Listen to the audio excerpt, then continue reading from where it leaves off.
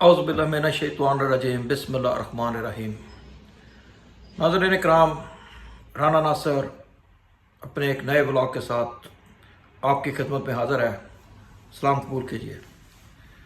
नाज़रीन इकराम, ईद उल मिलाद नबी की सबको मुबारकबाद पेश करता हूँ, लेकिन इसके साथ साथ दिल बहुत रंजीदा हो गया ये खबरें सुनकर कि हमारे मुसलमान भाइयों के साथ और इस जश्न अज़ीम को मनाने वालों के साथ ज़ालिमों ने क्या सलूक किया और उनको उनके खून में लथपथ कर दिया, उनको शहीद कर दिया, उनके खून की नदियां बहा दी।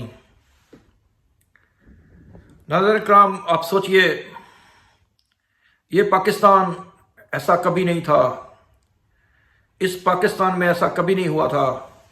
तो आखिर ऐसा क्या हो गया है कि हमारे मुल्क में एक दज्जाल के बाद दूसरा दज्जाल आता है और पाकिस्तान को बर्बाद करके चला जाता है।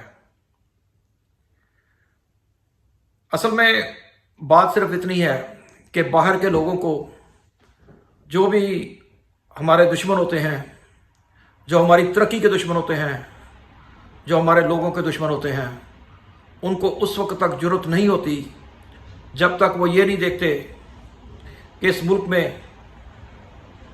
में बदआमनी कितनी कहाँ तक फैल चुकी है।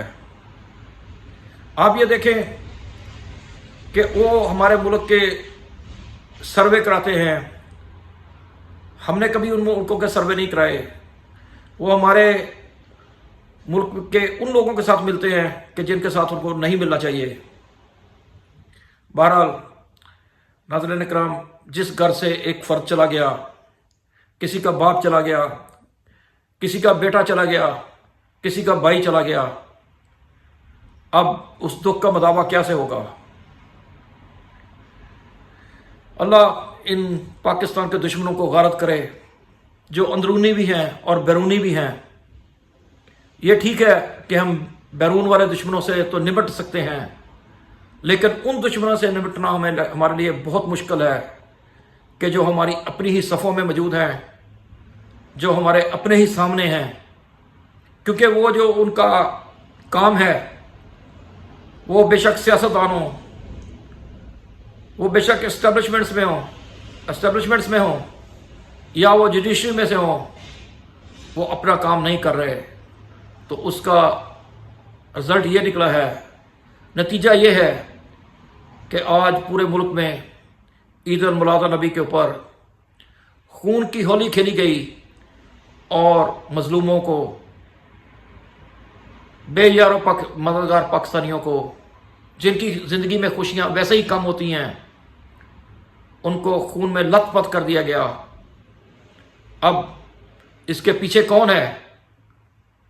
अगर हम रियलिटी के ऊपर जाएं, हकीकत के ऊपर जाएं, तो उसका पता लगाना ज़्यादा मुश्किल नहीं है।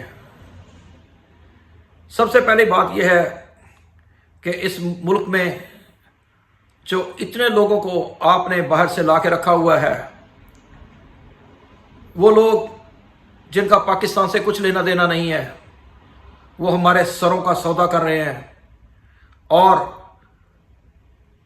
गली गली में जहां उनको मौका मिलता है वो बदआमनी फैलाते हैं, धमाके करते हैं।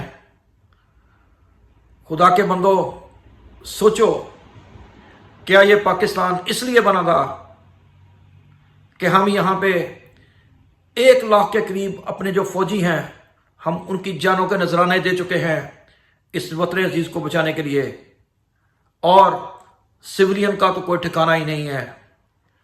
हमारी कोई मस्जिद, हमारा कोई स्कूल, हमारा कोई मदरसा, हमारी कोई यूनिवर्सिटी, यहाँ तक कि जो बड़े बड़े हमारे अदारे हैं, उनके दफातर, हमारे होटल्स, हमारे मोटर्स, हमारी सेहत की इंडस्ट्री, सब एक प्लान से तबाह कर दी गई है। लेकिन याद रखें, दुनिया में बेशक जितने भी मसाइल हों, जैसे भी हों, उनका कोई ना कोई हल होता है। اور اس پاکستان میں جو ہمارے chief of the army staff ہیں، ہمارے جنرلز ہیں، ان کے پاس بھی اس کا حل موجود ہے. وہ اکانومی کو ٹھیک کرنے کے چکر میں ہیں، اور ہماری عدالتوں کے پاس بھی اس کا حل موجود ہے. وہ ریٹائر ہونے کے بعد اپنے دوسرے ملکوں کو سدھارنے کے چکر میں ہیں. اب یقیناً پاکستانیوں کو پتہ چل گیا ہوگا کہ جیسے ہی شہباز شریف کی گورنمنٹ ختم ہوئی، 16 مہینے کے بعد ان بدماشوں کا ٹولہ سب اس ملک سے کیوں بھاگ گیا؟ کیونکہ ان کو پتہ تھا کہ اس ملک میں کیا ہونے والا ہے. اس لیے وہ ان کے پاس، ان کو جب بھی موقع ملا وہ یہاں سے بھاگ گئے اور عوام کو بے یار و مددگار چھوڑ گئے. سب سے بڑی بات یہ ہے پاکستانیوں کہ آپ کو اپنے ارد گرد نظر رکھنی ہوگی. آپ کو اپنے ارد گرد ان مکروہ چہروں کو جو دین فروشوں میں سے ہیں، جو آپ کے دوست بنے ہوئے ہیں لیکن اصل میں وہ سپولیے ہیں، وہ سانپ ہیں، ان سے آپ کو اپنے آپ کو بچانا ہوگا. اور اگر آپ نے اپنے آپ کو بچا لیا تو یقین کریں کہ پاکستان کو بچا لیا. بہرحال اس سے بڑی دکھ کی کوئی بات نہیں ہے کہ اس ملک میں کیا ہوا اور کتنے لوگ اپنی جانوں سے چلے گئے، اور پھر کیا ہوگا. ان کے اوپر بھی مٹی ڈال کے ہم آگے کی طرف چل پڑیں گے. لیکن ان مظلوموں کا خون رائگاں نہیں جائے گا.